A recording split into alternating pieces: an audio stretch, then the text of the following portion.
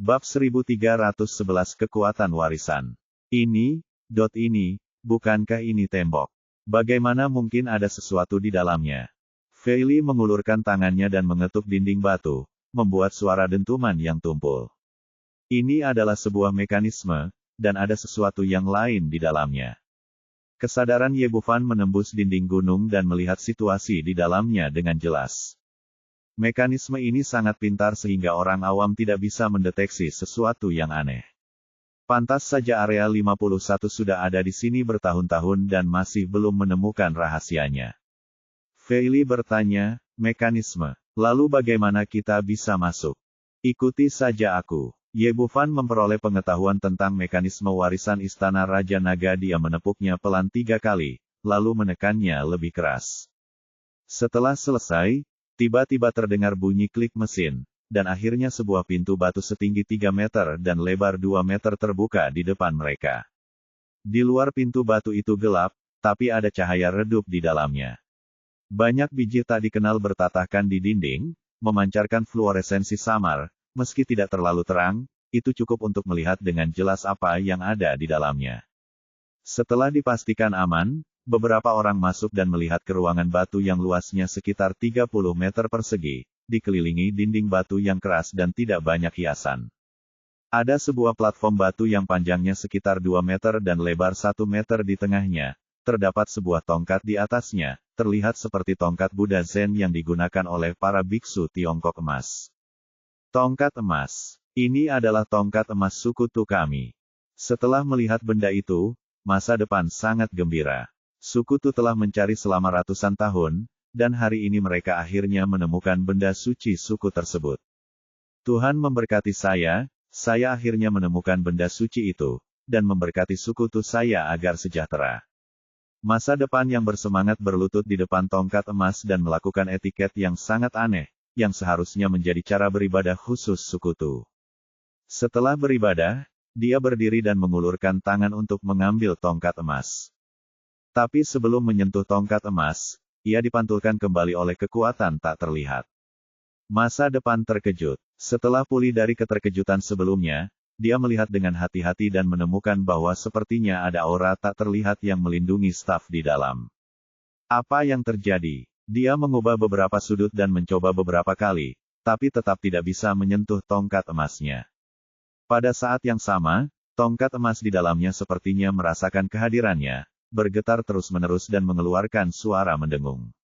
Ye Bufan berkata, tidak perlu mencoba, ini adalah formasi pelindung.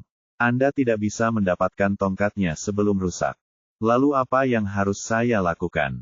Memaksanya untuk pecah. Mentalitasnya sekarang tidak sama seperti sebelumnya.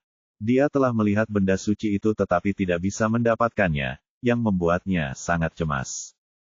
Biarkan saya melihatnya. Ye Bufan menggunakan kesadaran spiritualnya untuk memindai seluruh platform batu lagi.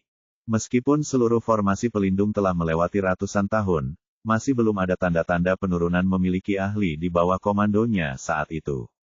Setelah hampir melihatnya, dia memilih posisi dan mengangkat tangannya untuk mengambil gambar. Retak. Terdengar suara retakan kecil, seolah-olah kulit telurnya pecah.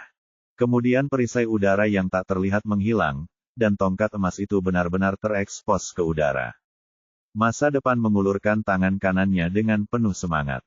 Kali ini, tanpa halangan apapun, dia akhirnya menyentuh tongkat emas yang telah lama ditunggu-tunggu. Bas! Sambil berteriak, tongkat emas itu meledak dengan cahaya keemasan yang menyilaukan, menerangi seluruh ruangan batu dengan cahaya keemasan. Kemudian kekuatan suci yang kuat meledak, menutupi masa depan. Ye Bufan diam-diam terpana saat melihatnya. Benda ini bukan hanya senjata sakti yang ampuh, tapi juga memiliki kekuatan warisan. Setelah diresapi dengan kekuatan suci tongkat emas, tingkat kultivasi masa depan meningkat dengan cepat, mencapai kondisi puncak seorang kultivator suci dalam beberapa tarikan napas. Untuk menciptakan seorang kultivator suci dengan begitu cepat, kekuatan warisan dari tongkat emas sungguh menakutkan. Pantas saja Lawrence berusaha keras untuk mencuri barang ini saat itu. Jika bukan karena ini, orang Tu tidak akan berada dalam situasi seperti sekarang ini. Akhirnya, cahaya keemasan mereda, dan tongkat emas kembali ke tampilan sebelumnya. Tapi masa depan saat ini sangat berbeda. Ada aura yang kuat di sekujur tubuhnya, dan dia lebih terlihat seperti orang suci daripada loli kecil. Saudaraku Ye, aku berhasil. Akhirnya aku berhasil. Masa depan tiba-tiba melemparkan dirinya ke pelukan Ye Bufan, memeluknya dan menangis. Staf emas tidak hanya melambangkan senjata ajaib, tetapi juga harapan seluruh suku. Dia dan rakyatnya telah tertindas selama bertahun-tahun, dan sekarang mereka akhirnya melihat harapan untuk bangkit kembali. Oke, semuanya sudah berakhir. Ye Bufan menepuk punggung masa depan dan menghiburnya beberapa patah kata. Kemudian dia mengamati seluruh ruangan batu dengan kesadaran spiritualnya. Kecuali tongkat emas, tidak ada apapun di sana. Fei Li berdiri di sampingnya, sama-sama terkejut dan baik hati. Keluarga mereka telah dikutuk oleh kutukan darah selama bertahun-tahun, dan mereka ingin segera mengakhiri mimpi buruk mereka. Masa depan menangis sebentar, lalu perlahan meninggalkan pelukan Ye Bufan. Dia menjabat tongkat emas di tangannya, dan melihat cahaya keemasan memancar, menutupi sosok Fei Li. Di bawah cahaya keemasan, cahaya merah samar meluap dari tubuh Fei Li, dan akhirnya menghilang ke dalam cahaya keemasan. Oke, kutukanmu telah dicabut. Masa depan menarik kekuatan sihirnya, dan cahaya keemasan pada tongkat emasnya menghilang. Fei Li merasa seolah-olah ada belenggu tak kasat mata yang hilang dari tubuhnya, dan dia tiba-tiba menjadi lebih rileks. Hal ini membuatnya sangat bersemangat. Setelah dikutuk selama bertahun-tahun, dia akhirnya bisa menikmati kehidupan biasa dan menemukan orang yang disukainya. Oke, ayo pergi. Perjalanan ke Grand Canyon of Death ini berhasil diselesaikan, dan Ye Bufan memimpin mereka berdua keluar gua bersama. Ketika mereka sampai di pintu, Nowitzki dan yang lainnya sudah menunggu di sini. Ye Bufan bertanya, bagaimana kabarnya? Bos, semuanya telah diselesaikan sesuai instruksi Anda. Nowitzki berkata, hanya saja masih ada beberapa peralatan dan bahan penelitian ilmiah yang diproduksi oleh orang-orang itu. Saya pikir tinggalkan itu. Apa yang terjadi di baliknya adalah bencana. Yang terbaik adalah meledakkannya, tapi aku belum membawa bahan peledak apapun. Tidak masalah, aku akan mengurusnya. Sesuai dengan niat awal Ye Bufan, dia tidak ingin melukai siapapun. Pangkalan itu tetap tinggal, dan beberapa bola api dilemparkan ke dalam gua. Beberapa detik kemudian, api berkobar, dan api besar menyelimuti seluruh pangkalan. Di kamar pribadi mewah di negara M, Carlos bersandar pada layar lebar dan melihat segala sesuatu di depannya, matanya meledak karena amarah. Saya telah mengoperasikan pangkalan rahasia ini selama bertahun-tahun, menginvestasikan banyak uang dan tenaga, dan akhirnya memperoleh beberapa hasil penelitian ilmiah, tetapi sekarang semuanya hancur dengan jentikan jari. Saking marahnya, ia melemparkan benda-benda ke dalam ruangan. Sialan, aku harus membuatmu membayar harganya. Aku harus. Pada saat yang sama, Ye Bufan dan kelompoknya meninggalkan markas rahasia, sampai di tempat kendaraan off-road diparkir, dan melaju keluar dari Grand Canyon kematian.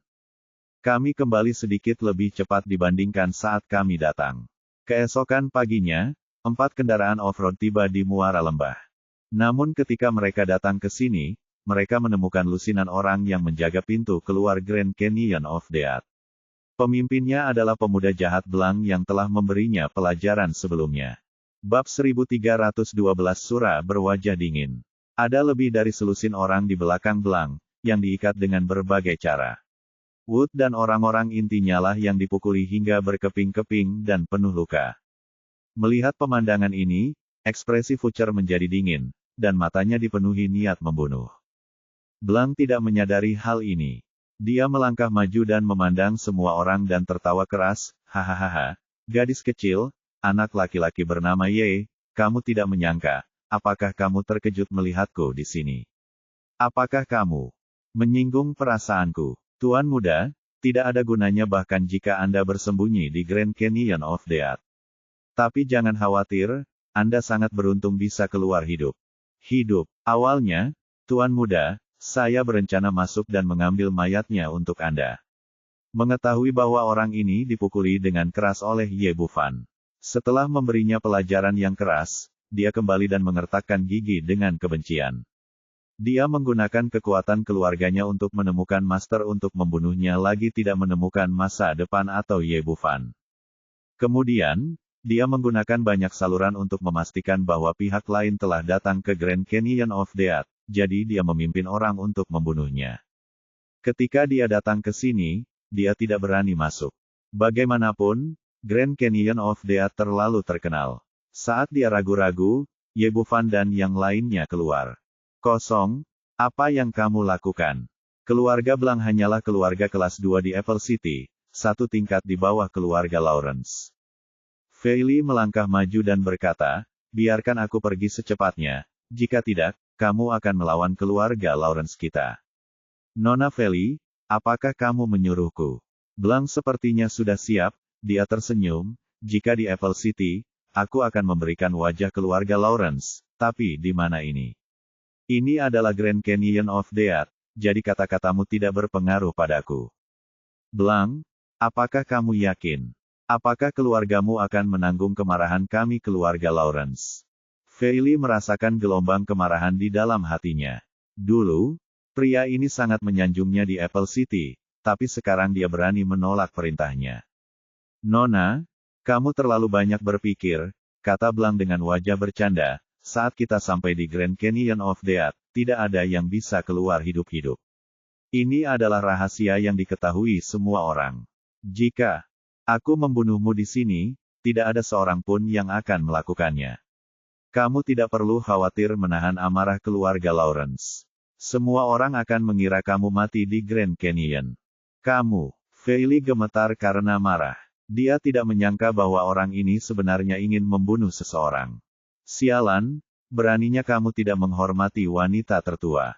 Nowitzki melangkah maju, sialan, cepat berlutut dan minta maaf kepada wanita tertua, kalau tidak aku akan mengirimmu menemui Tuhan, aku tidak tahu siapa yang memberimu keberanian, lihat siapa itu.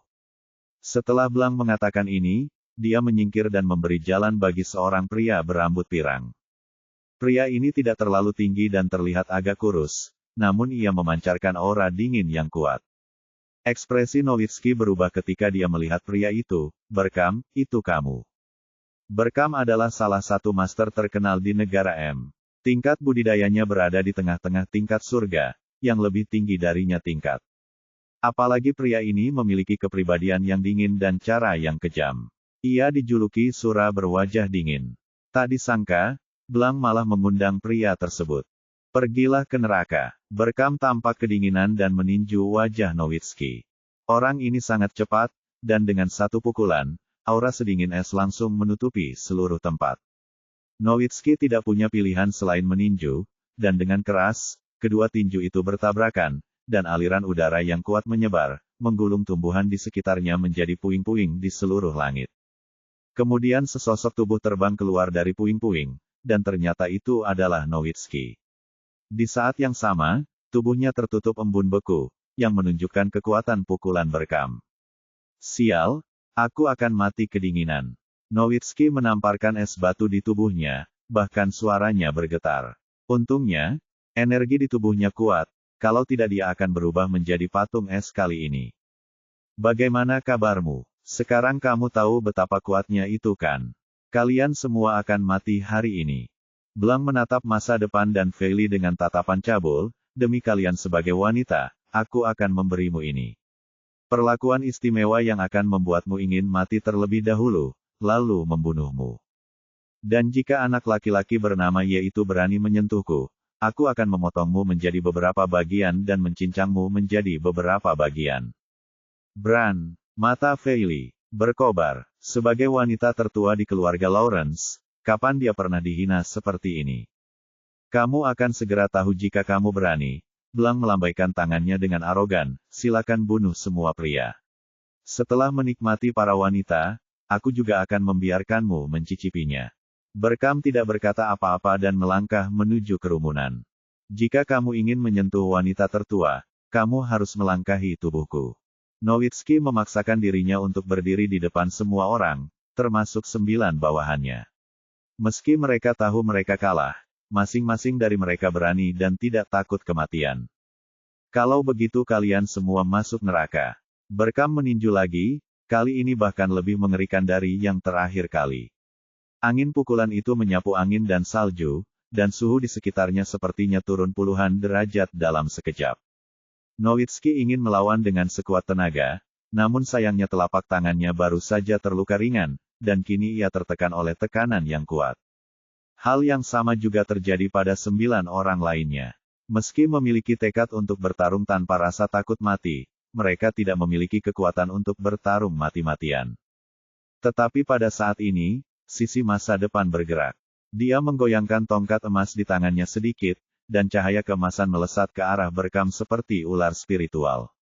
Dihadapkan pada ketakutan yang secara naluriah dirasakan Berkam dalam cahaya keemasan, dia dengan cepat mengubah arah dan menghadapinya dengan angin tinju bercampur angin dan salju. Hancurkan, teriaknya, merasa serangannya pasti akan menghancurkan cahaya keemasan. Namun kenyataannya, tebakannya salah. Bagaimana mungkin seorang pejuang di tingkat tengah surga mengetahui betapa kuatnya seorang kultivator tingkat suci? Cahaya yang dipancarkan oleh tongkat emas itu seperti anak panah yang tajam, menembus angin tinju dengan mudah dan tiba di depannya. Kemudian cahaya keemasan bersinar dan melilit tubuhnya, mengikatnya erat seperti tali. Alasan mengapa Ye Bufan tidak terburu-buru mengambil tindakan adalah karena dia ingin melihat seberapa kuat kultivator suci ini di masa depan. Pemandangan di depannya membuatnya sedikit terkejut. Sepertinya sebagai makhluk yang telah diwariskan selama ribuan tahun, sihir Klantu sungguh unik. Hal ini mengingatkannya pada senjata ajaib dalam legenda Tiongkok yang mengikat kunci abadi. Yang satu adalah senjata abadi, dan yang lainnya adalah tali yang dibentuk oleh kekuatan sihir. Meski bentuknya berbeda, namun efeknya serupa. Berkam tiba-tiba terkunci, dan dia dengan panik mengedarkan energi di tubuhnya, bersiap untuk melepaskan diri dari kekangan di tubuhnya. Namun cahaya keemasan itu begitu kuat sehingga meskipun dia berusaha sekuat tenaga, dia tidak bisa menggoyahkannya sedikitpun.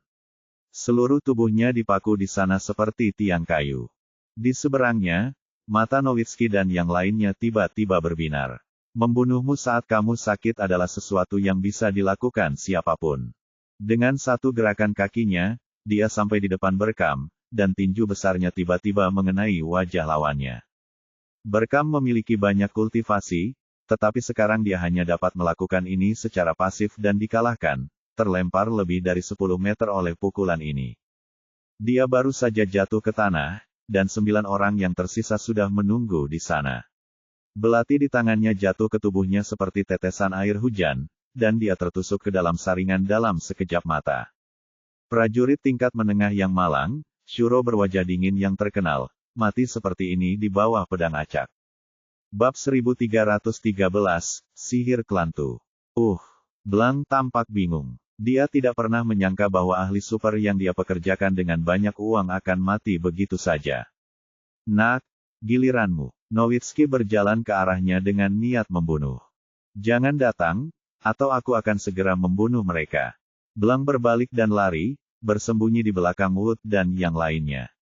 Pada saat yang sama, orang-orang di bawahnya juga menempelkan belati di tangan mereka ke leher Wood dan yang lainnya, dengan niat membunuh dan mata yang bersemangat.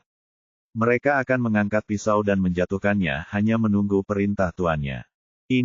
Melihat pemandangan ini, Nowitzki berhenti dan kembali menatap Ye Bufan dan Fei Li, menunggu perintah mereka.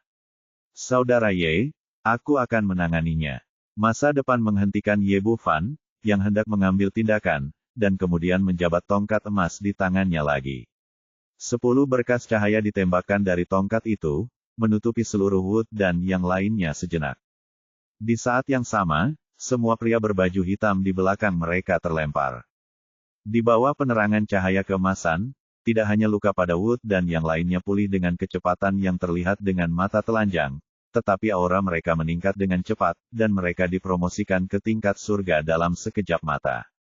Momentum Wood berada pada titik terkuatnya, dan dia telah mencapai tahap tengah tingkat surga, tidak kalah dengan Berkam yang telah terbunuh sebelumnya. Ye Bufan diam-diam tercengang saat melihatnya. Kekuatan warisan Klantu benar-benar menakutkan. Mereka benar-benar bisa menciptakan 10 prajurit tingkat surga dalam sekejap mata. Pantas saja Lawrence ingin mencuri tongkat emasnya terlebih dahulu. Jika tidak, dengan senjata suci semacam ini, akan ada persediaan master dari suku Tu yang tidak ada habisnya. Namun, saat ini, tubuh Fucher gemetar dan wajahnya menjadi pucat. Jelas sekali bahwa kerusakan yang menimpanya barusan juga sangat besar. Apakah kamu baik-baik saja? Ye Bufan dengan cepat mengulurkan tangannya untuk mendukungnya, dan seberkas energi kekacauan murni melewatinya. Aku baik-baik saja. Ini, Blanc terkejut. Dia belum pernah melihat pemandangan seperti itu sebelumnya. Bunuh mereka untukku secepatnya. Di bawah perintahnya, orang-orang berbaju hitam sadar, melambaikan belati di tangan mereka dan menikam Wood dan yang lainnya. Pada saat ini, Wood dan yang lainnya telah sepenuhnya menyerap kekuatan warisan dan menstabilkan budidaya mereka. Saat aura mereka melonjak, tali di tubuh mereka langsung hancur berkeping-keping. Pergilah ke neraka. Wood yang marah itu membalas dengan pukulan, dan pria berbaju hitam yang berdiri di belakangnya langsung meledak menjadi bola kabut darah, tidak meninggalkan siapapun. Melihat pemandangan tersebut, anak buah Blanc begitu ketakutan hingga mereka berbalik dan lari. Wood dan yang lainnya telah disiksa dalam beberapa hari terakhir, dan hati mereka penuh dengan kebencian. Bagaimana mereka bisa memberi mereka kesempatan untuk melarikan diri? Nowitzki mendatangi Blanc. Wah, apa yang harus kamu andalkan kali ini? Berhenti bergerak, jika kamu berani menyentuhku, semua orang akan mati. Blanc melangkah mundur tangan dan berkata, keluar, semuanya. Begitu dia selesai berbicara, 10 pria berpakaian hitam berjalan keluar dari hutan yang jaraknya 100 meter. Orang-orang ini berbeda dari para pembunuh berpakaian hitam sebelumnya. Mereka semua memiliki peluncur roket di bahu mereka, menunjuk langsung ke sisi ini. Apakah kamu melihatnya? Tuan muda ini juga telah dipersiapkan sebelumnya. Blanc merasa bangga di dalam hatinya. Setelah melihat kemampuan Ye Bufan hari itu, dia merasa sedikit tidak yakin, jadi dia diam-diam menyergap 10 roket untuk berjaga-jaga. Saya tidak berharap itu benar-benar berguna sekarang. Siapapun yang berani bertindak gegabah lagi, saya akan segera memerintahkan dia untuk dipukuli hingga berkeping-keping. Sekarang ekspresi semua orang menjadi serius. Meskipun kebanyakan dari mereka adalah pembangkit tenaga listrik tingkat surga, jika 10 orang itu benar-benar diizinkan jika peluncur roket diluncurkan, saya khawatir hanya sedikit dari orang-orang ini yang akan bertahan. Masa depan baru saja menerima warisan, dan tidak terlalu ahli dalam aplikasi spesifik, dan tidak memiliki banyak pengalaman. Dengan kekuatannya sebagai seorang kultivator tingkat suci, dia dapat membunuh 10 orang itu, tetapi dari jarak yang begitu jauh, tidak ada jaminan bahwa lawan akan mampu meluncurkan peluncur roket terlebih dahulu. Bagaimana kabarmu? Apa kamu takut? Kalau takut, berlutut saja. Blanc hendak menjadi sombong ketika sebuah telapak tangan besar muncul di depan matanya, lalu menamparnya dan menerbangkannya puluhan meter jauhnya. Orang yang mengambil tindakan adalah Ye Bufan. Kamu bajingan, orang Cina, kamu masih berani memukulku. Blanc bangkit dari tanah dengan darah di wajahnya.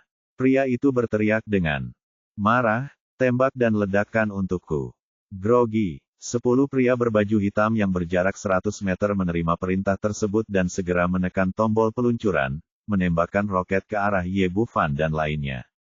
Blanc memasang ekspresi kejam di wajahnya. Sialan, aku akan membiarkanmu dan aku menjadi sombong lagi. Namun setelah menunggu 10 detik penuh, masih tidak ada gerakan sama sekali. Apa yang sedang kamu lakukan? Apakah kamu tidak mendengar perintah bos? Dia berbalik dan meraung dengan marah ke arah 10 pria berbaju hitam, tetapi kemudian dia menemukan bahwa masing-masing dari orang-orang ini tampak bingung.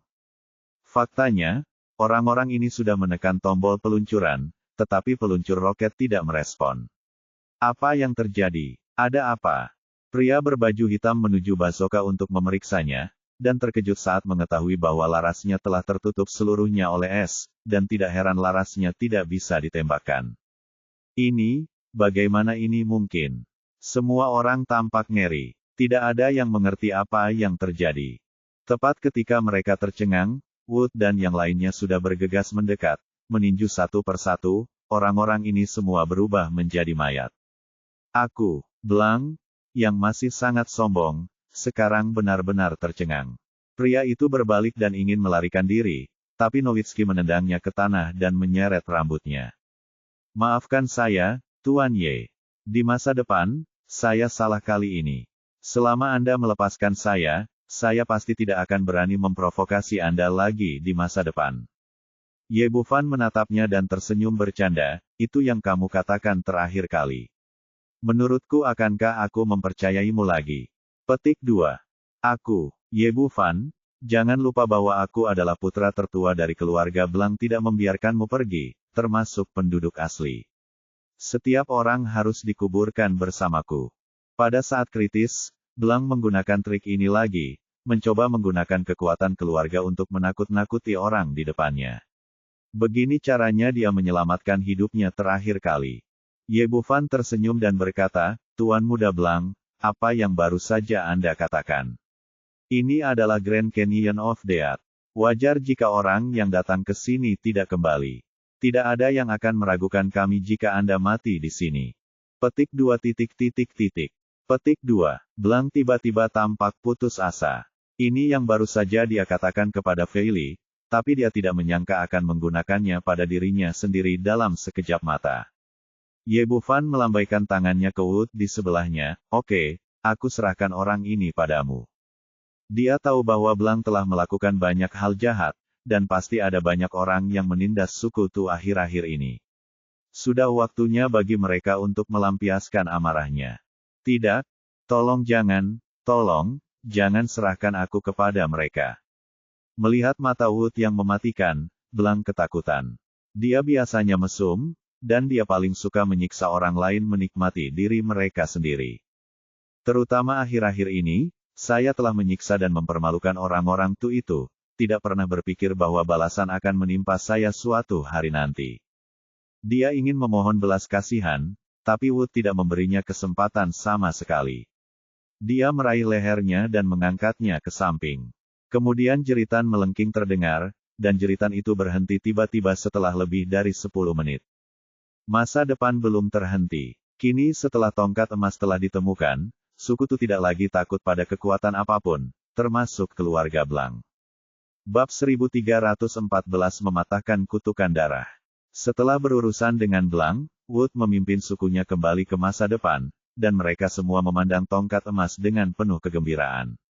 Gadis suci, apakah benda suci kita akhirnya dibawa kembali? Masa depan mengangguk, saudara Ye membantu. Tuan Ye, terima kasih, Anda adalah dermawan terbesar suku Tu kami. Wood memimpin semua orang untuk mengatakan Ye Bufan membungkuk dan berterima kasih padanya. Sama-sama, ayo pergi. Semua orang membersihkan jejak yang dibawa oleh Blanc dan yang lainnya, lalu masuk ke dalam mobil dan bergegas ke Apple City. Ketika mereka kembali ke kastil keluarga Lawrence, George, yang telah menerima berita tersebut, sedang menunggu di depan pintu dengan penuh semangat. Dia memimpin semua orang di keluarga untuk menyambut Ye Bufan dan yang lainnya ke dalam kastil seolah-olah mereka sedang menyambut seorang pahlawan kemenangan. Setelah tiba di aula, dia berkata dengan tulus, Dr. Ye, apakah itu berhasil? Ye Bufan mengangguk, sekarang kalian berdua dapat memenuhi perjanjian Anda. Tuan George, saya harap Anda dapat mengingat janji Anda. Petik 2. Setelah berbicara di masa depan, dia mengangkat tongkat emas di tangannya, dan cahaya keemasan keluar, membungkus tubuh George, dan kemudian mengeluarkan kilatan cahaya merah. Sebagai pewaris keluarga Lawrence selama bertahun-tahun, George telah tersiksa oleh kutukan darah sepanjang waktu. Ketika lampu merah meninggalkan tubuhnya, dia merasakan cahaya di sekujur tubuhnya, seolah-olah sebuah gunung besar telah terangkat dari tubuhnya, dan tubuhnya terasa sangat nyaman bahkan tidak peduli dengan martabatnya, jadi. Dia hanya melepas bajunya dan memperlihatkan dadanya. Oke, kutukanku benar-benar hilang. Lawrence menangis karena kegembiraan, dan berlutut, melampiaskan keluhan dan keengganan yang telah dia kumpulkan di dalam hatinya selama bertahun-tahun. Jika kutukan darah tidak dicabut, dia tidak hanya akan kesakitan, tetapi dia juga akan kesakitan tidak akan berumur panjang, dan sekarang semuanya sudah berlalu, dan dia akan mengantarkan kehidupan baru. Di masa depan, tongkat emas bergetar, dan lusinan lampu merah keluar dari kastil dan terserap ke dalam cahaya kemasan ini adalah darah anggota keluarga Lawrence lainnya. Mulai saat ini, seluruh keluarga Lawrence sepenuhnya terangkat dari kutukan darah. Setelah menjadi bersemangat, George dengan sungguh-sungguh bersujud 3 kali kepada Ye Bufan. Fei Li juga mengikuti ayahnya dan bersujud kepada Ye Bufan untuk mengungkapkan rasa terima kasihnya. Meskipun pada akhirnya masa depanlah yang mengambil tindakan, mereka tahu bagaimana menyelamatkan Lawrence pemuda itu di depan keluarga. Bab ini belum selesai, silakan balik halamannya. Jika mereka belum bertemu Ye Bufan, mereka masih akan hidup dalam mimpi buruk. Ye Bufan mengangkat tangannya, dan kekuatan tak kasat mata mengangkat keduanya dari tanah. Dr. Ye, ini adalah tanda dari keluarga Lawrence kami. Dengan itu, Anda dapat memerintahkan semua anggota keluarga kami, dan Anda bisa juga menggunakan dana keluarga sesuka hati. Setelah George selesai berbicara, dia mengeluarkan tanda perunggu kecil dengan kata, Order, versi bahasa Inggris tertulis di bagian depan dan logo keluarga Lawrence di bagian belakang. Menghadapi kebaikan besar Ye Bufan, dia tahu bahwa dia bisa tidak lagi membayarnya dengan uang, jadi dia mengeluarkannya token seluruh keluarga. Ye Bufan memahami perasaannya dan menyimpan token itu tanpa berkata apa-apa. George membungkuk lagi, lalu berbalik untuk memenuhi janjinya sebelumnya. Ini adalah tanah milik keluarga Lawrence di luar Apple City, dengan total 100.000 hektar yang berpusat di Gunung Suci diserahkan kepada orang Tu sebagai Lawrence. Kompensasi dari keluarga. Ketika Future mengambil alih akta tanah, tangannya sedikit gemetar. Perlu Anda ketahui bahwa kepemilikan tanah di sini bersifat permanen, artinya mulai saat ini masyarakat Tu memilikinya mendapatkan kembali tanahnya dan mempunyai tempat tinggal dan menetap. George berkata dengan tulus, Nona masa depan, izinkan saya menyampaikan permintaan maaf saya lagi. Saya berharap kedua keluarga kita bisa menjadi teman di masa depan. Jika mereka tidak mendengarkan nasihat pria ini untuk melepaskan kebencian mereka, orang Tu akan tetap hidup dalam kegelapan tanpa batas, dan mereka tidak akan pernah melihat harapan sampai hari kematian mereka. Ketika masalah ini berakhir, Ye Bufan dan Future meninggalkan rumah Lawrence bersama. Sesampainya di depan pintu, Future berkata dengan ekspresi tulus, Saudara Ye, mulai hari ini, kamu akan selalu menjadi teman orang Tu kami. Ye Bufan tersenyum tipis, Oke, saya juga bersedia berteman dengan kamu. Petik 2. Pipi masa depan memerah. Dia berkata, Saudara Ye, kamu mengatakan sebelumnya bahwa kamu akan bekerja sama dengan kami orang Tu. Apakah itu masih dihitung?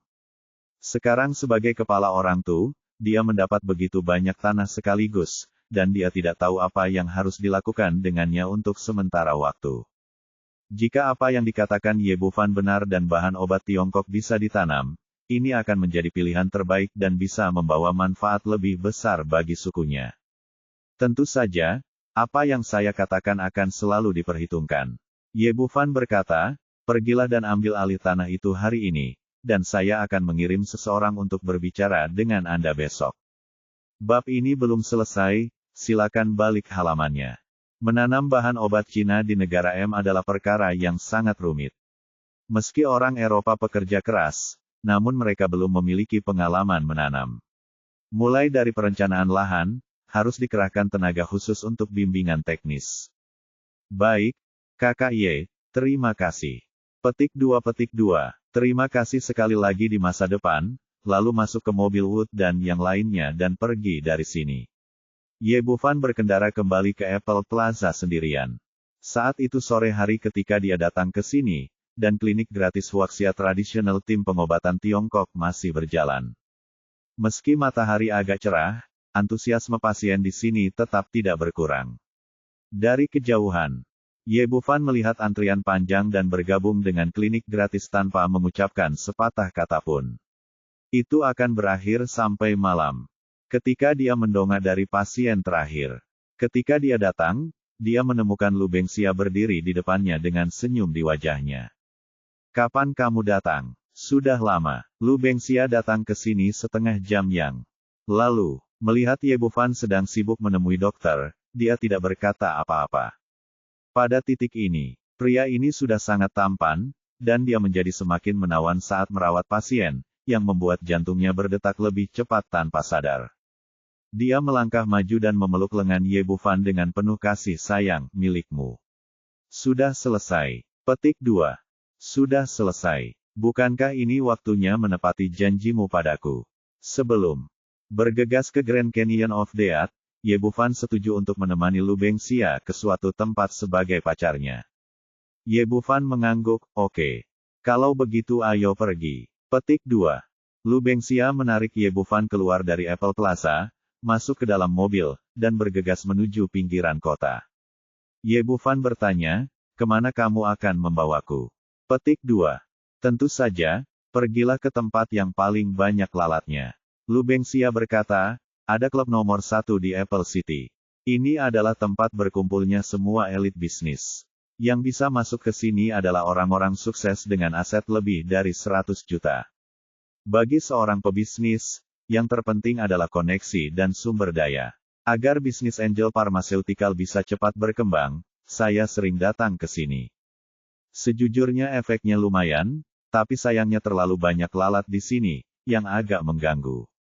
Petik 2. Bab 1315 Klub nomor 1. Ye Bufan mengangguk, merupakan pencapaian yang luar biasa bisa menyatukan semua pebisnis sukses. Tahukah Anda industri siapa ini? Apple dikatakan sebagai kota terbesar di negara M dengan ekonomi maju. Ada begitu banyak keluarga, besar dan kecil. Ada 4 keluarga besar yang berdiri di urutan teratas dari banyak keluarga, yaitu keluarga Lawrence, keluarga Brown, keluarga Taylor dan keluarga Smith. Bahkan di seluruh M. Ibu kota memiliki daya tarik dan sumber keuangan yang kuat. Saya mendengar bahwa klub nomor 1 adalah milik keluarga Brown.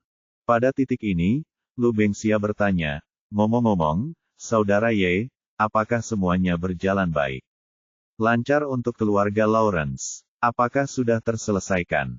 Lumayan. Ye Bufan dengan singkat menceritakan kisah perjalanannya ke Grand Canyon of Death, dan akhirnya berkata, urusan keluarga Lawrence telah selesai, dan kutukan darah mereka telah dicabut.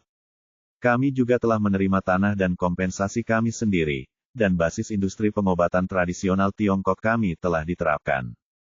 Bagus sekali, Saudara Ye, Anda benar-benar hebat. Kata Lu Bengxia dengan penuh semangat, saya sudah melakukannya, sudah lama berada di negara M. Saya khawatir dengan masalah ini, tetapi tidak ada cara yang baik.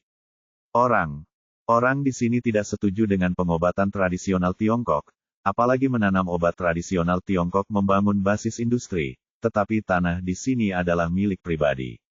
Sangat sedikit orang yang menjualnya, dan kalaupun ada 1 atau 2 bidang tanah, itu sangat kecil, dan awalnya hanya setetes air. Saya pikir masalah ini tidak dapat diselesaikan sama sekali, tetapi Saudara Ye menyelesaikan semuanya hanya dalam beberapa hari. Dia tidak hanya memiliki basis industri tetapi juga kami memiliki sekutu yang kuat, jadi kami tidak perlu khawatir tentang itu pasokan bahan obat di masa depan. Dia menjadi semakin bersemangat saat dia berbicara, menatap Ye Bufan dengan bintang di matanya.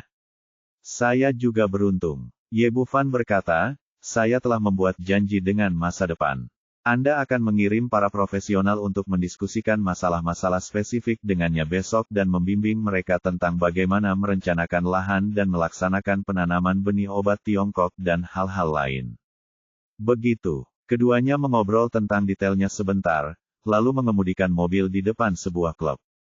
Fasad klub ini tidak terlihat mewah, ada tanda di sebelahnya yang bertuliskan 4 karakter bahasa Inggris, klub nomor 1. Kedua orang itu memarkir mobil di tempat parkir dan datang ke pintu klub bersama-sama. Pemeriksaan keamanan di sini masih sangat ketat. Ada 4 satpam bertubuh tinggi berdiri di depan pintu, rajin memeriksa dokumen setiap tamu. Lu Bengxia menunjukkan kartu anggotanya, lalu mereka berdua masuk bersama. Klub ini terlihat sangat berbeda dari luar, tetapi ketika Anda benar-benar masuk ke dalamnya, orang-orang akan merasakan perasaan yang menarik. Dekorasinya tidak mewah, tapi sangat stylish, dan tata letaknya dari atas ke bawah membuat orang merasa sangat nyaman. Lu Bengxia masih sangat familiar dengan tempat ini. Dia mengajak Ye Bufan dan duduk di meja dekat jendela. Dia meminta pelayan untuk sebotol anggur merah dan makanan spesial di sini. Sebagai salah satu klub papan atas di Apple City, tempat ini cukup mewah. Antara lain, para pelayan yang datang dan pergi semuanya adalah wanita-wanita cantik kelas atas. Apalagi orangnya bermacam-macam ras, antara lain berkulit putih, kuning, coklat, dan hitam. Ada wanita cantik dengan berbagai warna kulit, semuanya mengenakan rok pendek ketat yang terlihat sangat eye-catching. Mereka berdua sedang duduk di meja makan dan mengobrol, ketika sebuah suara magnetis terdengar di sebelah mereka. "Bengxia sayang, apakah itu kamu? Aku sangat senang melihatmu." Ye Bufan mengikuti suara itu dan melihat seorang pria muda berusia 30-an berjalan mendekat, dengan rambut emas tergantung di bahunya dan memegang tangan di tangannya, memegang segelas anggur merah, senyum seorang pria sejati di wajahnya. Dia awalnya sangat bersemangat, tetapi ketika dia melihat Ye Bufan di hadapan Lu Bengxia, kegembiraan di wajahnya menghilang seketika. "Nona Lu yang cantik, siapa ini?" Lu Bengxia tersenyum manis, berdiri dan berkata, "Izinkan saya memperkenalkan kepada Anda, ini pacar saya Ye Bufan, dan ini Tuan Henry." Berkata dengan kooperatif, "Halo, saya Ye Bufan, pacar Bengxia." "Ya Tuhan, Bengxia, kamu sebenarnya punya pacar. Ternyata semua yang kamu katakan sebelumnya benar. Aku sangat kecewa." Henry tampak kecewa. Jelas sekali pria itu adalah pelamar Lu Bengxia, salah satu lalat yang disebutkan sebelumnya. Namun, pria ini tetap berjabat tangan dengan Ye Bufan dengan sopan, lalu berbalik dan pergi. Ya, setelah Henry pergi, Lu Bengxia memberi isyarat sukses kepada Ye Bufan. Kemudian, dia datang begitu saja dan duduk di samping Ye Bufan. Sambil memegang lengannya, dia memasukkan beberapa makanan lezat ke dalam mulutnya dari waktu ke waktu, memungkinkan orang untuk melihat hubungan antara kedua orang itu secara sekilas. Dengan cara ini, kesulitan penjelasan dapat terselamatkan. Belakangan, 4 atau 5 orang muncul satu demi satu. Ketika mereka melihat dua orang itu bersama-sama, ada yang marah dan ada yang kecewa, namun pada akhirnya mereka tidak ikut mengganggu mereka, dan hanya diam saja. Ye Bufan tersenyum dan berkata, "Bengxia, pesonamu terlalu luar biasa. Kamu telah menarik begitu banyak pelamar hanya dalam beberapa hari." Lu Bengxia memandangnya dan tersenyum manis, "Apakah kamu sangat menawan? Lalu kamu mengapa tidak? Apakah kamu tidak mengejarku?" Ye Bufan tersipu dan tidak tahu harus menjawab apa. "Tidak masalah. Jika kamu tidak mengejarku, tidak apa-apa bagiku untuk mengejarmu." Lu Bengxia tersenyum menawan dan mencium langsung pipinya, meninggalkan bekas bibir yang samar. Keduanya menikmati makan malam yang sangat nikmat. Saat hendak berakhir, tiba-tiba seorang pelayan membawa 2 gelas anggur merah lewat. Ye Bufan tanpa sengaja meliriknya, dan tiba-tiba ekspresinya membeku. Pria ini ternyata sangat mirip dengan teman sekelasnya di sekolah menengah. "Nama teman sekelas saya adalah Lan Bingyu. Saya memiliki hubungan yang cukup baik dengannya pada saat itu, dan situasi keuangan keluarga saya relatif baik. Ayahnya adalah seorang pengusaha yang sangat sukses, dan saya dengar dia terlibat dalam perdagangan luar negeri. Itu gadis yang sangat baik. Jika bukan karena kondisi keluarga yang berbeda, mungkin akan ada percikan api di antara keduanya." Ketika dia berada di tahun kedua sekolah menengahnya, Lan Bingyu tiba-tiba pindah sekolah dan mengikuti ayahnya untuk belajar di negara M.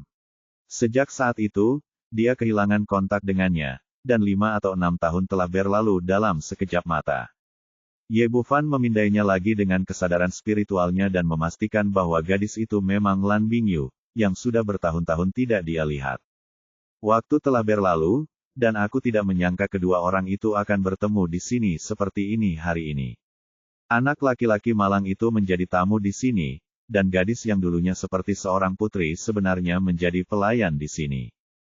Saat dia ragu apakah akan menghampiri dan menyapa, seorang pria muda berusia 20-an berjalan mendekat, mengenakan setelan rapi, dengan dagu terangkat dan lubang hidung menghadap ke atas. Ketika pria ini berjalan di depan Lan Bingyu, kakinya tiba-tiba terpeleset dan dia menabraknya dengan keras. Pria itu tinggi dan kuat, dan Lan Bingyu tertangkap basah dan terjatuh ke tanah. "Maaf, aku benar-benar minta maaf." Meskipun dia tidak menyalahkan dirinya sendiri atas kejadian ini, Sebagai pelayan, Lan Bingyu bangkit dari tanah dan buru-buru meminta maaf kepada pihak lain. Orang Cina sialan, apakah kamu buta? Pria itu tidak berkata apa-apa dan menamparkan wajah Lan Bingyu dengan mulutnya yang besar, meninggalkan bekas tamparan berwarna merah cerah. Tahukah kamu betapa mahalnya jasku? Sial, aku bahkan tidak mampu membayarnya jika aku menjualnya padamu. Bab 1316 Teman sekelas lama Lan Bingyu. Kilatan keluhan muncul di mata Lan Bingyu, namun dia akhirnya menahan air mata di matanya dan menundukkan kepalanya dan berkata, Tuan, maaf, saya tidak bermaksud begitu. Menahan diri, dan berteriak dengan arogan, maaf, itu saja. Apakah Anda orang Tionghoa menggunakan mata Anda untuk bernapas? Apakah Anda tidak melihat tuan muda ini di sini? Maaf, Tuan, saya akan menghapusnya untukmu sekarang. Kata Lan Bingyu sambil mengeluarkan setumpuk tisu dan bersiap untuk menyekanya dengan pemuda itu. Noda anggur di tubuh. Lap pantatmu. Pemuda itu mengambil tisu itu dan melemparkannya ke wajah Lan Bingyu.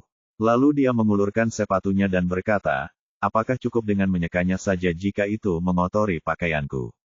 Aku mulai menjilati sepatuku sampai bersih. Tanda seru. Dasar jalang dari Tiongkok, kamu benar-benar membalasku. Jilat atau tidak? Kata pemuda itu, dan menamparkan wajah Lan Bingyu lagi. Tapi saat dia mengangkat tangannya, pergelangan tangannya dicengkeram oleh sebuah tangan besar, seperti alat besi, dan dia tidak bisa bergerak lebih jauh. Pemuda itu mendongak dan melihat seorang pria dan seorang wanita berdiri di depannya.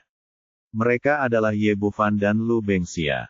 Dia berteriak dengan marah, apa yang kamu lakukan? Apa yang kamu lakukan? Nak, cepat lepaskan aku. Ye Bufan melambaikan tangannya dan mengusirnya, lalu berbalik untuk melihat ke arah Lan Bingyu. Bagaimana kabarmu? Apakah kamu baik-baik saja? Aku baik-baik saja, terima kasih. Lan Bingyu melihat penampilannya dengan jelas setelah mengatakan ini, dan berkata dengan terkejut, kamu, apakah kamu Ye Bufan? Tersenyum tipis, teman sekelas lama, kamu baik-baik saja. Kenapa kamu ada di sini? Keluarga Lan Bingyu dikatakan dalam kondisi baik, jadi tidak ada alasan untuk bekerja di sini sebagai pelayan dan menderita. Yah, ayahku bangkrut dan sekarang sakit dan dirawat di rumah sakit, jadi aku datang ke sini untuk bekerja.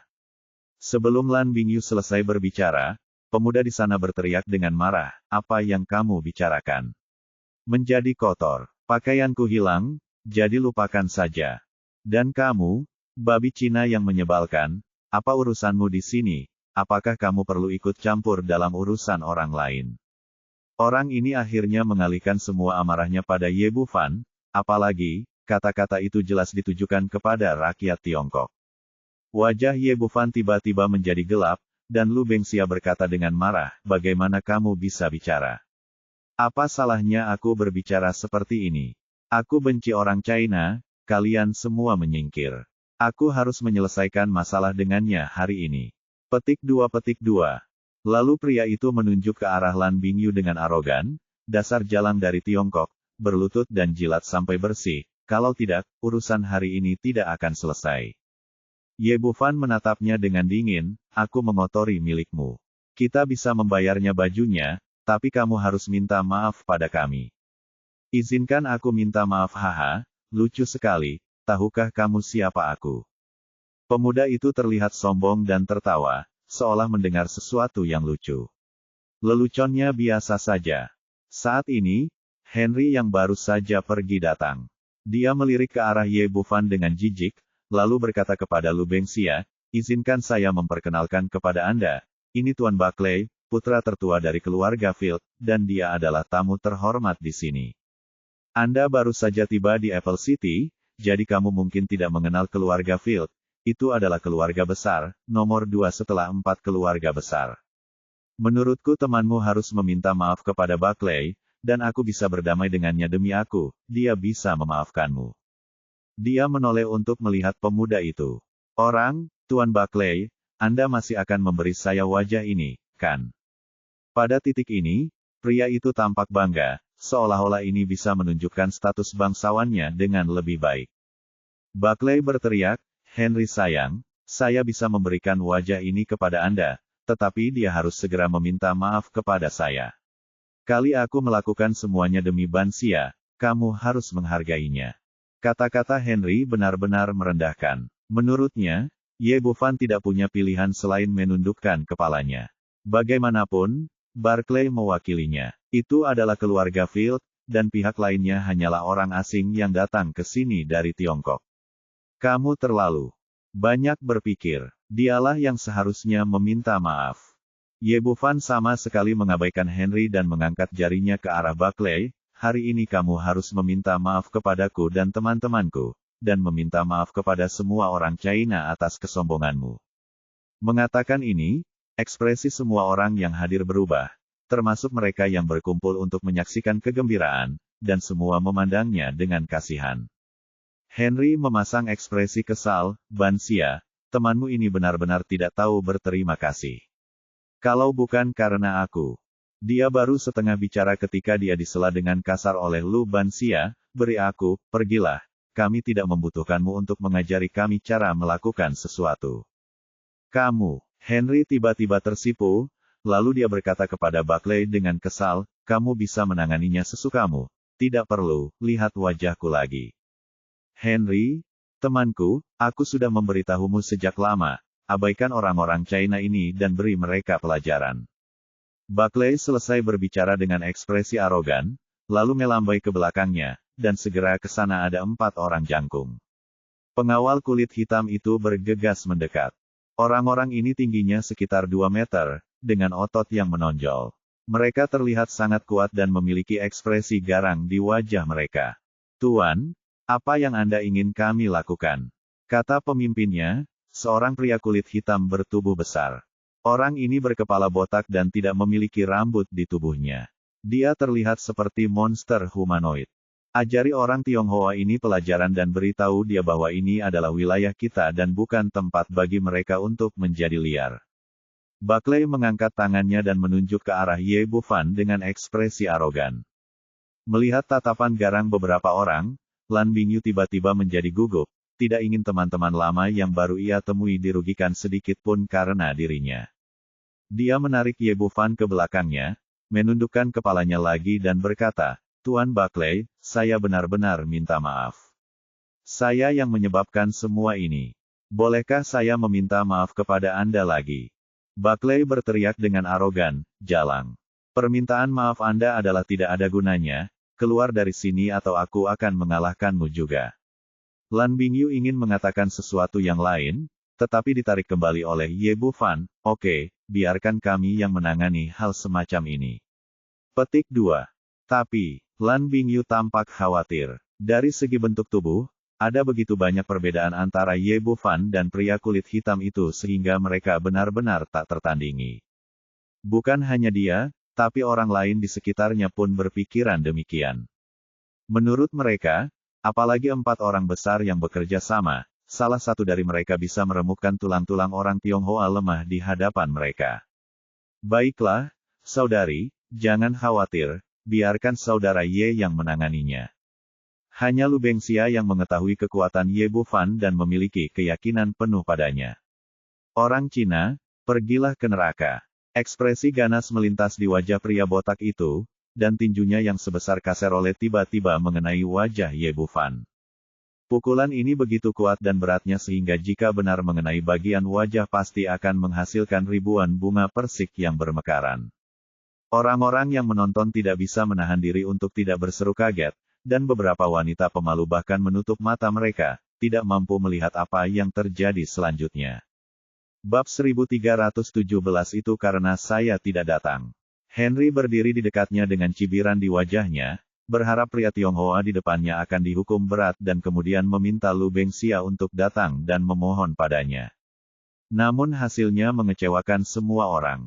Melihat tinju semakin dekat, Ye Bufan mengulurkan tangan dan meraih pergelangan tangan pria botak itu dengan ekspresi santai. Tangannya ramping dan panjang, dan dibandingkan dengan kulit pria kulit hitam itu, terlihat putih dan lembut, seolah tidak ada kekuatan sama sekali. Tapi tangan seperti itu, genggaman seperti itu, membuat tinju besar itu berhenti di situ seketika, tidak mampu bergerak maju bahkan setengah menit. Pria kulit hitam besar itu terkejut, dia tidak mengharapkan hasil ini, dan kemudian dia menggunakan seluruh kekuatannya untuk menyedot susu, tetapi tangannya seperti gunung dan tidak bisa menggerakkannya sama sekali. Keluar, Ye Bufan menjentikkan pergelangan tangannya, dan dengan sekali klik, lengan pria kulit hitam itu terlepas dari bahunya.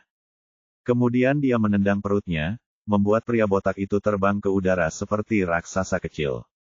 Dia terbang langsung 7 atau 8 meter dan menabrak pilar di belakangnya dengan keras. Saat ini, semua penonton terkejut. Tidak ada yang menyangka pemuda yang terlihat lemah ini bisa memiliki kekuatan bertarung yang begitu kuat. Ya Tuhan, apakah ini Kung Fu Tiongkok yang legendaris? Pria kecil yang tampan dan luar biasa. Saya ingin menjadi murid. Saya ingin belajar Kung Fu Tiongkok. Setelah hening sejenak, orang-orang langsung menjadi sangat bersemangat. Ekspresi Buckley berubah dan dia berteriak kepada pengawal yang tersisa, "Apa yang masih kamu lihat? Ayo bersama." 3 pria besar lainnya sadar dan bergegas menuju Ye Bufan dengan gigi dan cakar terbuka. Orang-orang ini tidak hanya tinggi, tetapi mereka juga telah menjalani pelatihan yang ketat, dan beberapa bahkan menjadi raja lingkaran tinju bawah tanah. Sangat disayangkan bahwa mereka tidak menghadapi orang biasa, tetapi orang kuat setingkat suci bela diri. Kekuatan kecil mereka tidak jauh berbeda dengan anak-anak. Hanya dalam satu tarikan napas, ketiga pria besar itu terbang keluar, persendian mereka terkilir satu persatu, mereka benar-benar kehilangan kekuatan bertarung, dan mereka terbaring di tanah sambil meratap. Ini, baik Buckley maupun Henry tampak terkejut. Lan Bingyu menghela nafas lega, dan menatap Ye Bufan dengan mata aneh. Dia tidak tahu bahwa teman sekelas ini memiliki keterampilan yang bagus saat itu. Ye Bufan bertepuk tangan dan memandang Buckley, apakah ada pengawal? Tanda tanya, jika ada, segera hubungi mereka. Jika tidak, minta maaf. Izinkan saya meminta maaf kepada Anda karena bermimpi. Kesombongan tidak berkurang sama sekali. Nak, tahukah kamu di mana ini? Ini klub nomor 1, milik keluarga Brown. Saya tamu terhormat di sini. Anda, orang Tionghoa, tidak memenuhi syarat untuk meminta saya meminta maaf. Setelah dia mengatakan ini, semua orang menyadari pada titik ini adalah klub nomor 1, dan di belakangnya adalah keluarga Brown, salah satu dari 4 keluarga besar. Biasanya, keluarga Brown tidak mengizinkan siapapun menimbulkan masalah di sini, jika tidak, mereka akan dihukum berat. Pada saat ini, terdengar suara langkah kaki yang cepat. Di depannya adalah seorang lelaki tua berkulit putih berjas dan sepatu kulit, diikuti oleh puluhan penjaga keamanan yang tinggi. Itu Tuan John. Kita akan mendapat masalah sekarang. Orang yang datang adalah John, manajer klub No. 1. Semua orang menyingkir untuk memberi jalan baginya.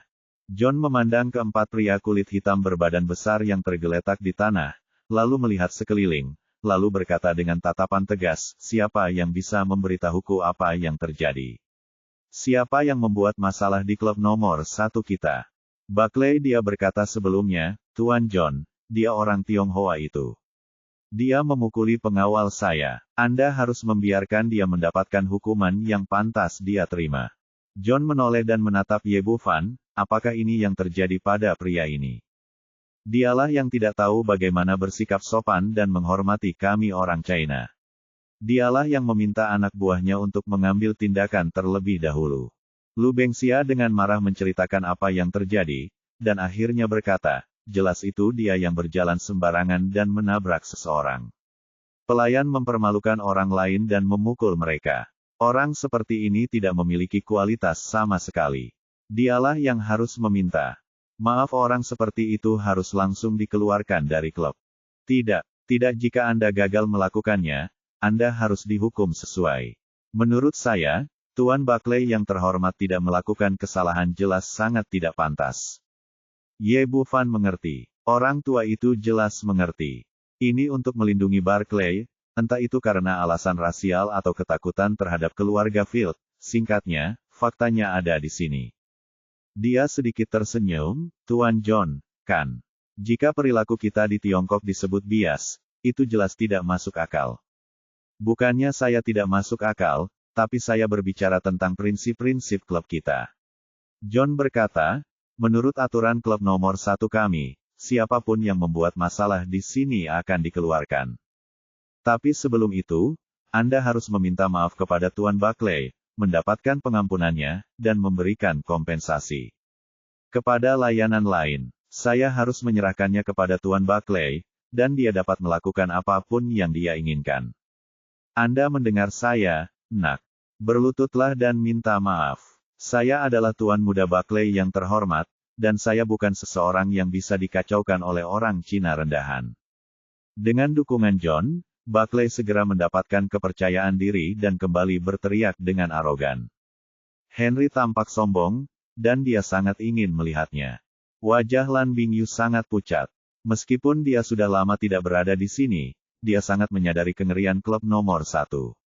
Ye Bufan mengabaikan reaksi orang lain dan memandang John dengan ekspresi bercanda di wajahnya, bagaimana jika saya mengatakan tidak? Wajah John menjadi gelap, anak muda, Anda harus memahami bahwa ini adalah klub nomor 1 dan tidak ada yang bisa berada di sini. Katakan tidak. Benarkah? Itu karena aku belum pernah ke sini sebelumnya, dan sekarang aku di sini, aturan ini akan dilanggar. Ekspresi Ye Bufan berubah dan dia berkata dengan bangga, tidak ada yang bisa melakukan apapun kepada kami di Tiongkok. Anda tidak sopan.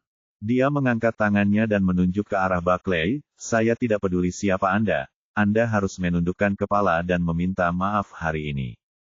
Saat dia bertemu dengan matanya yang dingin, hati Buckley bergetar, dan dia mundur 2 langkah tanpa sadar, lalu memandang Siang John berkata, Tuan John, Anda juga telah melihat betapa sombongnya orang Tionghoa ini, dan dia harus membayar harganya. Seseorang bisa melanggar peraturan di sini. John berkata kepada penjaga keamanan di belakangnya.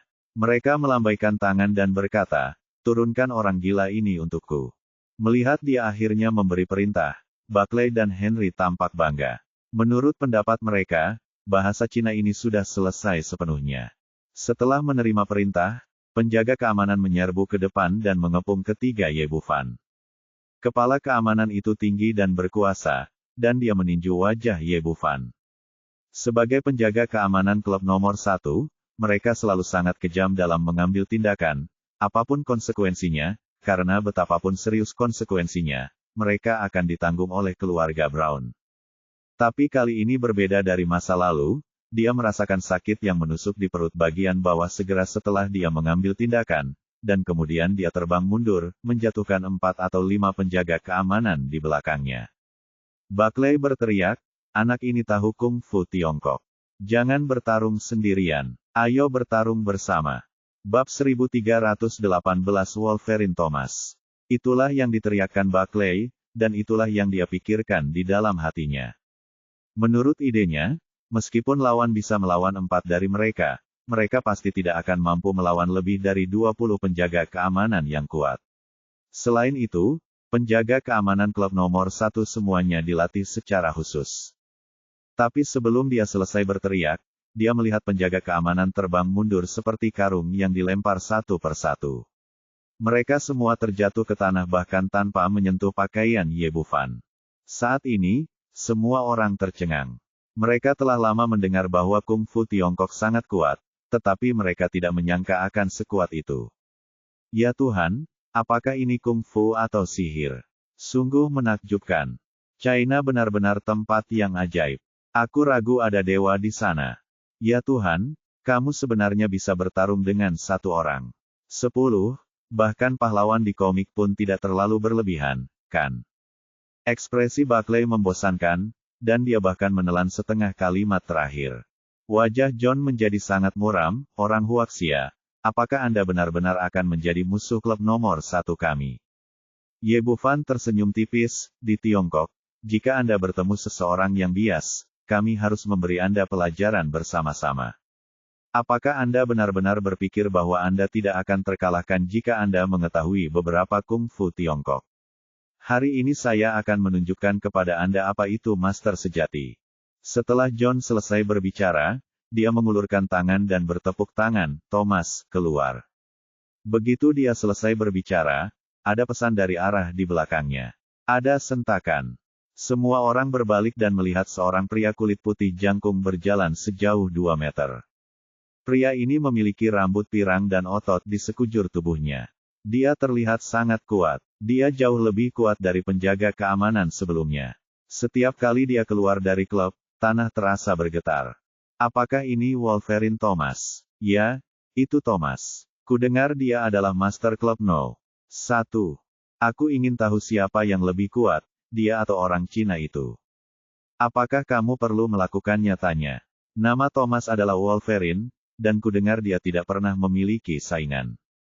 Beberapa tamu yang hadir mengenali Thomas, ada yang bersorak, ada yang bersemangat, dan ada yang berkeringat untuk Ye Bufan. Ye Bufan tidak terlalu terkejut dengan hal ini. Sebagai klub papan atas di Apple City, akan aneh jika tidak ada 1 atau 2 orang kuat yang memimpin. Setelah melihat sekilas kesadaran spiritualnya, pria besar di depannya ternyata adalah pembangkit tenaga listrik tingkat surga yang sedang memurnikan tubuhnya. Lan Bingyu berkata dengan gugup, Xiao Fan, kenapa kamu tidak lari dulu, aku akan mendukungmu di sini. Ye Bufan terhibur olehnya dan tertawa, lenganku lebih tebal dari pinggangmu, apa yang kamu gunakan untuk mendukungku? Tapi, aku tidak bisa menyakitimu. Lan Bingyu tampak cemas. Jangan khawatir, kamu tidak bisa menyakitiku. Aku hanya sia-sia, mudah untuk mengatasinya. Ye Bufan terlihat santai dan sama sekali tidak menganggap serius pria besar di depannya. Saat ini, orang-orang secara otomatis memberi jalan bagi Thomas untuk masuk. John berkata dengan ekspresi bangga, izinkan saya memperkenalkan kepada Anda, ini adalah Tuan Wolverine Thomas, seorang Master Super yang benar-benar tak terkalahkan. Saya menyarankan Anda untuk berlutut dan meminta maaf, lalu memberikan kompensasi. Jika Anda membiarkan Tuan Thomas mengambil tindakan, aku khawatir kamu bahkan tidak akan mati. Aku bahkan tidak bisa melindungimu. Ye Bufan menggelengkan kepalanya, aku berkata, kamulah yang harus meminta maaf hari ini. Orang-orang Tiongkok, menurutmu aku sedang mencoba untuk menakutimu. John tiba-tiba mengeluarkan belati dari seorang penjaga keamanan. Dia mengeluarkan pisau dari sarungnya dan menikam Wolverine Thomas di perut bagian bawah. Di mata semua orang yang terkejut, pisau itu tidak mampu menembus pertahanan Thomas, dan bahkan tidak meninggalkan bekas di kulitnya. Ya Tuhan, apakah ini kekebalan yang legendaris? Bukankah ini luar biasa? Apakah menurutmu Wolverine tidak membutuhkan apa-apa? Dia adalah pria dengan kemampuan nyata. Luar biasa. Sekarang menurutku pria China itu akan kurang beruntung. Tidak mungkin dia bisa menjadi lawan Wolverine. Setelah melihat pemandangan di depan mereka, semua orang secara sepihak tidak menyukai Ye Bufan. Itu saja, semua penghibur di Siak-Siak Kiau di Tiongkok lebih baik dari dia. Ye Bufan berkata dengan acuh tak acuh, oke, jika kamu ingin mengambil tindakan, cepatlah dan jangan buang waktu. Kamu tidak bisa menyalahkanku. John berteriak dengan tatapan garang, Thomas, tunjukkan padanya beberapa warna. Aduh, Wolverine Thomas menengadah ke langit dan meraung seperti manusia raksasa, lalu meninju dadanya, dengan kuat. Memancarkan kekuatan yang tak ada habisnya. Ye Bufan memandang Lan Bingyu di sebelahnya sambil tersenyum, jangan takut, orang asing ini semua bodoh. Mereka memukul diri sendiri sebelum berkelahi. Bukankah ini sakit? Ini semua disebabkan oleh penyakit mental. Bagaimana bisa orang normal orang melakukan hal seperti itu? Apa yang terjadi? Aum, raung Thomas, lalu mengulurkan 2 telapak tangan besar untuk meraihnya.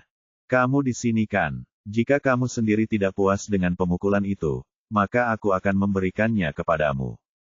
Kata Ye Bufan sambil mengulurkan jari telunjuk tangan kanannya dan menyodok titik Tanzong di dada Thomas dengan jari yang ringan. Gerakan ini sepertinya tidak memiliki kekuatan, tetapi Thomas tiba-tiba merasa seperti disambar petir. Kedua tangannya yang besar terulur membeku di udara, dan dia mengeluarkan raungan yang menyayat hati. Ah! Semua orang tercengang dan tidak mengerti apa yang terjadi. Semua orang baru saja melihat John menikamnya dengan matanya sendiri. Bagaimana mungkin Wolverine Thomas, yang tidak kesulitan menikamnya dengan pisau, takut dengan jari lawannya? Ah! Biarkan aku mencekikmu. Kenapa kamu berteriak begitu keras? Terlalu berisik. Ye Bufan sangat tidak sabar. Dia mengangkat kakinya dan menendang perut Thomas, membuatnya terbang lebih dari 10 meter.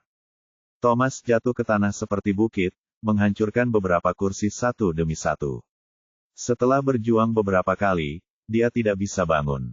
Orang-orang di sekitar saya tidak percaya dengan apa yang mereka lihat. Ini hampir seperti lelucon. Jika ini bukan klub nomor 1, jika pihak lain bukan Wolverine Thomas, mereka akan berpikir bahwa ini semua hanya akting, dan semuanya hanya omong kosong. Gunakan keahlian apapun yang kamu punya. Jika tidak, minta maaf saja. Ye Bufan mengangkat tangannya dan menunjuk ke arah John, tapi kali ini aku ingin memasukkanmu, dan kamu juga harus meminta maaf kepada kami. Jangan terlalu itu keterlaluan, ini klub No. 1. Kamu tidak perlu memberitahuku, aku tahu ini klub nomor 1, bukankah ini milik keluarga Brown? Teruslah membicarakannya. Kata Ye Bufan, cepat dan minta maaf, aku tidak punya banyak waktu untuk disia-siakan bersamamu. Mimpi?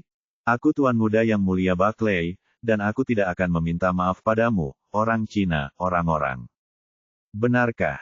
Tapi menurutku kamu harus meminta maaf jika kamu melakukan sesuatu yang salah. Setelah Ye Bufan selesai berbicara, dia berjalan menuju Buckley, tekanan pada dirinya meningkat dengan setiap langkah yang diambilnya. Sialan, aku akan melawanmu. Raung Barclay, lalu bergegas mendekat dengan ekspresi gila, mengangkat tangannya dan mengusap wajah lawannya. Mencari kematian. Melihat pihak lain masih begitu sombong sampai sekarang, Ye Bufan menjadi marah dan menamparkan wajah pihak lain dengan mulutnya. Dengan suara yang tajam, Barclay terlempar sejauh 4 hingga 5 meter, jatuh ke tanah dengan bunyi celepuk, dan kemudian menjadi tidak bergerak.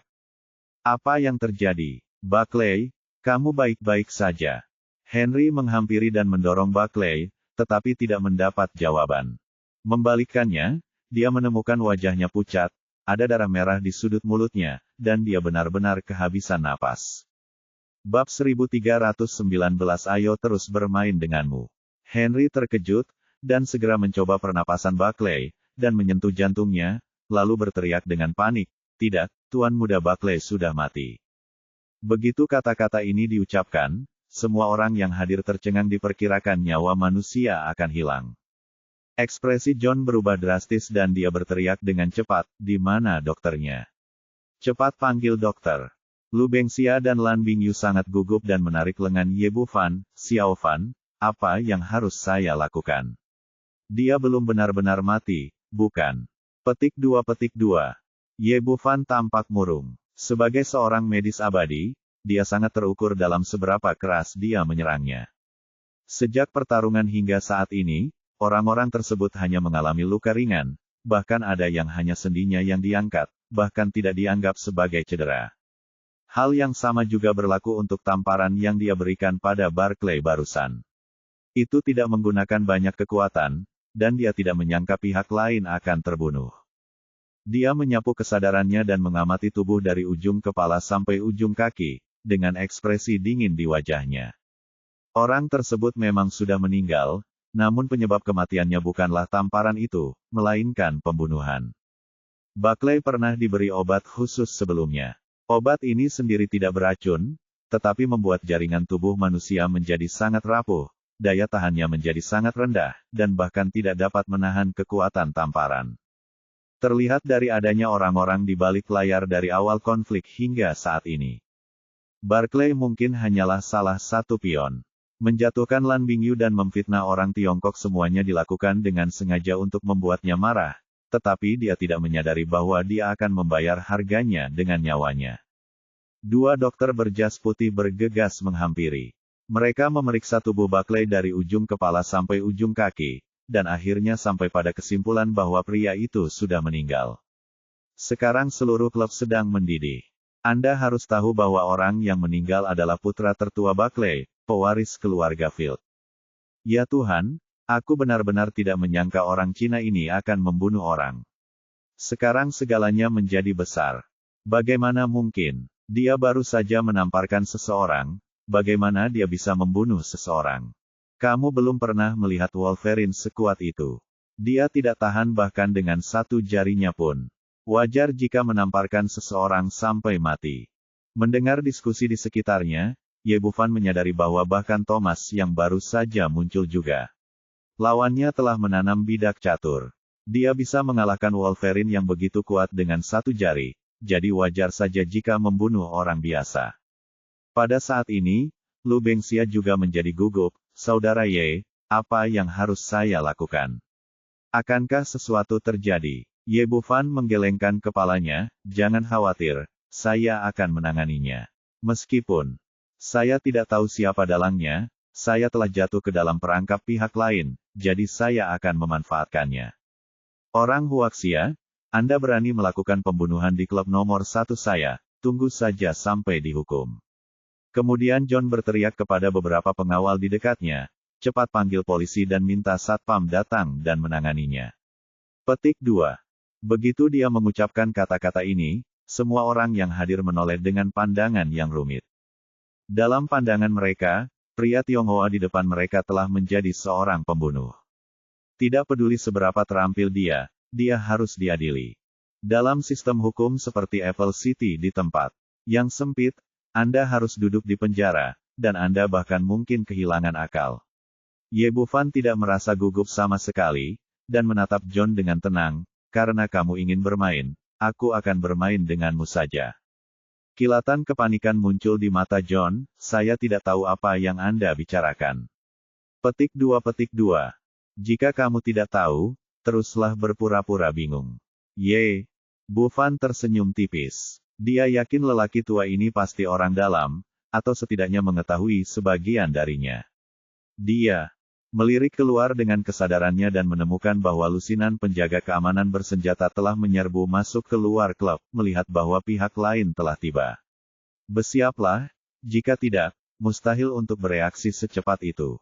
Dia berbalik dan berkata kepada Lan Bingyu dan Lan Bingyu dengan nada bercanda, apa yang akan terjadi jika saya membunuh semua penjaga keamanan yang mereka panggil? Lu Bengxia terkejut dengan kata-katanya, Saudara Ye, Anda tidak boleh melakukan itu konsekuensinya akan sangat serius. Anda akan dijatuhi hukuman penjara seumur hidup dan Anda tidak akan pernah bisa keluar. Ye Bufan tersenyum, saya tidak bermaksud begitu. Apakah ada konsekuensi lain? Semua aset Anda di sini akan disita demi keadilan, aset akan disita. Saya mengerti. Ye Bufan mengangguk. Dia sekarang pada dasarnya memahami tujuan dalang, yaitu untuk mencegahnya mengembangkan pengobatan tradisional Tiongkok di negara M dan mengendalikan Angel Pharmaceutical. Saat ketiga orang itu sedang berbicara, penjaga keamanan dari Apple City sudah bergegas masuk dari luar. Tuan John, ada apa? Kata kepala satpam itu. Orang Cina inilah yang membunuh Tuan Buckley. John mengangkat tangannya dan menunjuk ke arah Ye Bufan. Jangan bergerak, angkat tangan.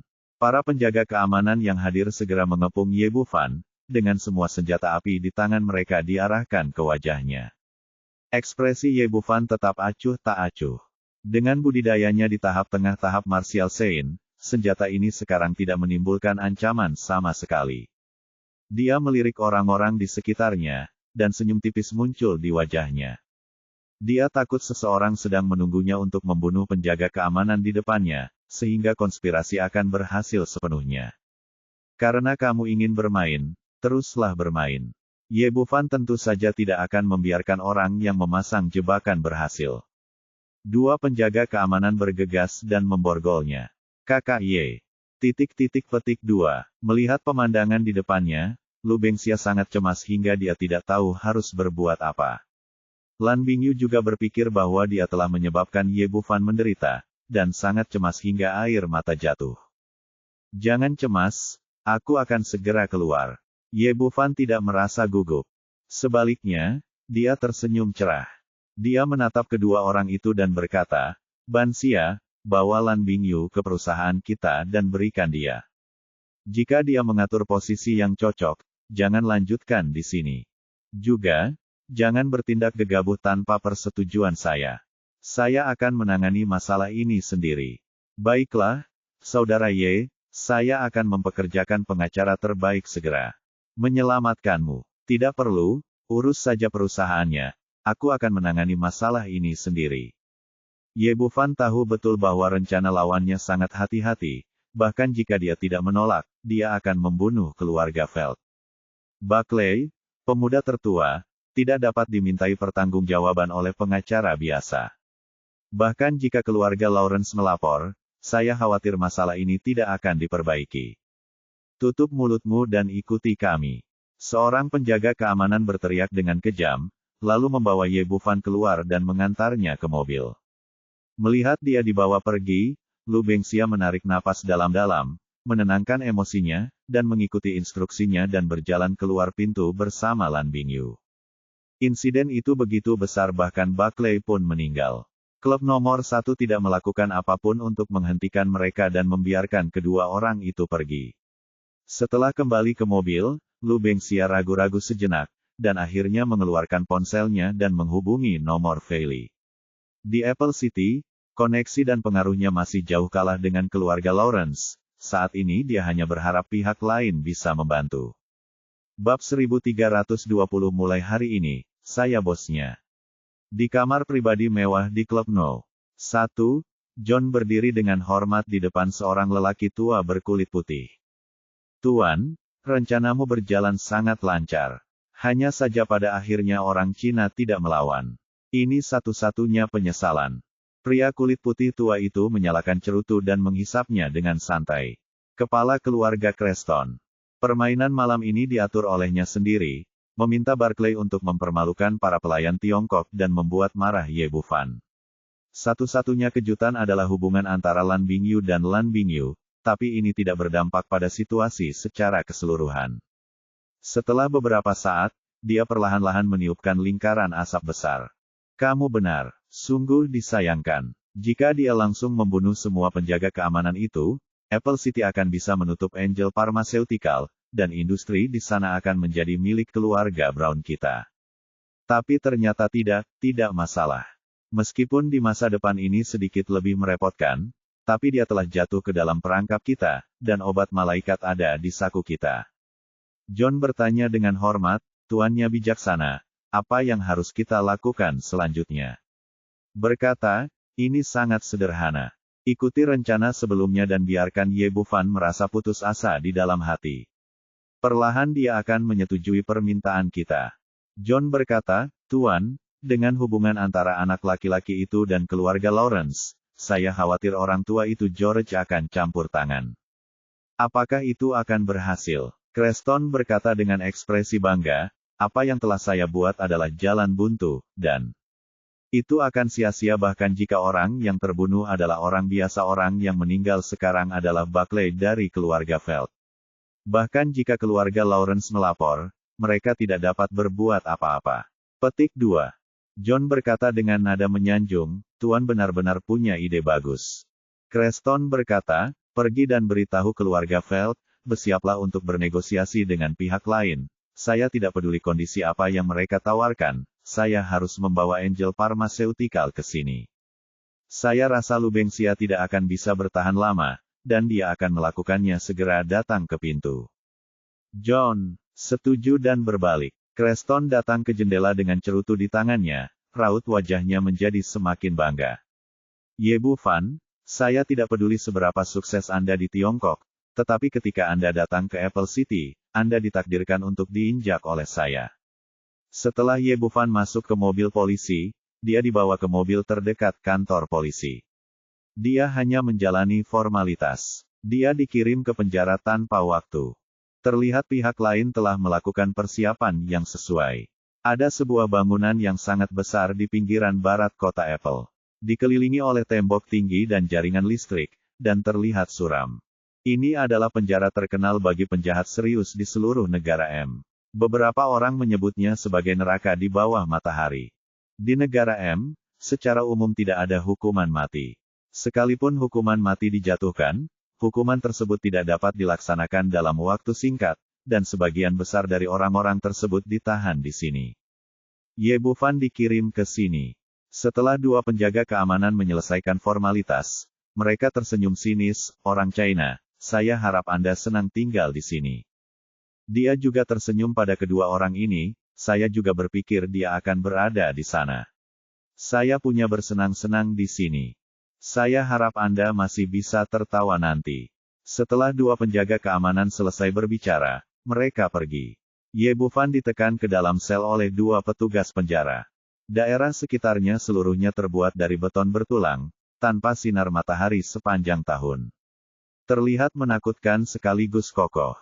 Sel di sekelilingnya terbuat dari batang baja yang lebih tebal dari lengan anak-anak, dan para tahanan di dalamnya tampak garang, memandang pengunjung baru dengan mata yang tidak ramah.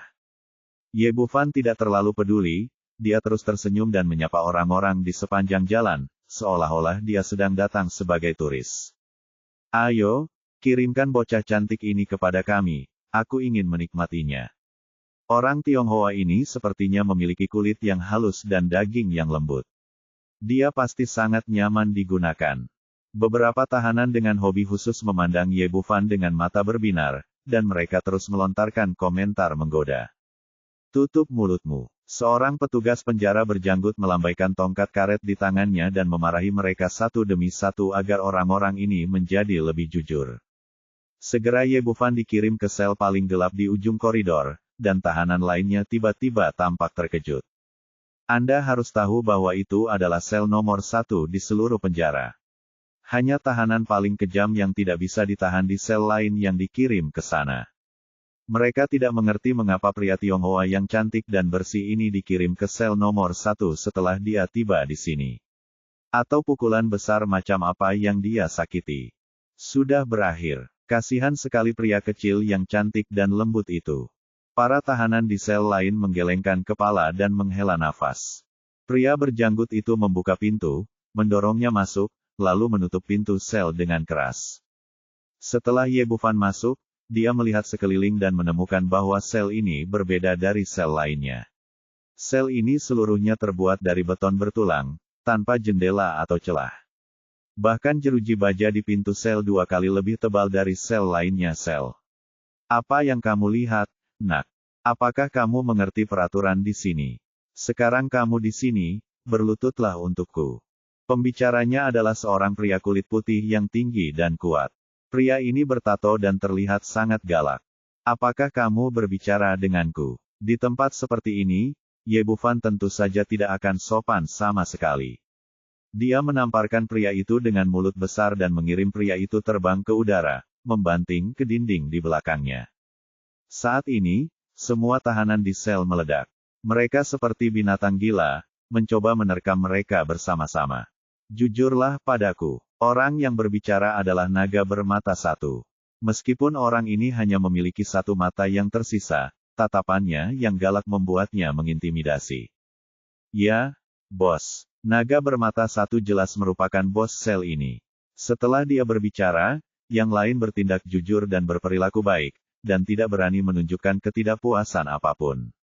Ye Bufan meliriknya dengan kesadaran spiritualnya. Pantas saja orang ini bisa menjadi bos sel. Ternyata dia adalah seorang pejuang, dan tingkat kultivasinya tidak rendah, dan dia telah mencapai tahap akhir tingkat bumi. Senyuman aneh muncul di wajah tua naga bermata satu. Adik, selamat datang di sel No. 1. Karena kita di sini, kita adalah satu keluarga. Sudah lama sekali saya melihat bos saya bersikap begitu sopan kepada orang lain, dan saya bahkan tidak mengerti apa yang sedang terjadi. Ye Bufan tidak repot-repot memperhatikan hal ini. Pihak lain langsung mengirimnya ke penjara dan ke sel yang relatif khusus ini. Dia tidak akan percaya jika dia mengatakan bahwa tidak ada pengaturan untuk memukulinya sampai mati. Tapi ini tidak penting. Di hadapan kekuatan absolut, semua konspirasi hanyalah awan. Saya nyatakan bahwa mulai hari ini, saya adalah bos di sini.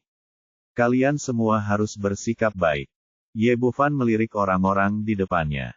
Mulai sekarang, saya punya 3 aturan.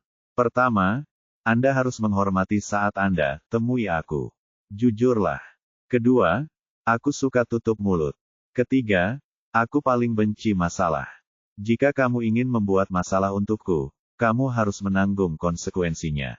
Wah, apa yang kamu bicarakan? Katakan lagi jika kamu berani. 20 orang di dalam sel semuanya adalah orang-orang yang sangat kejam. Melihat pendatang baru mencoba mendominasi, orang-orang ini segera meledak.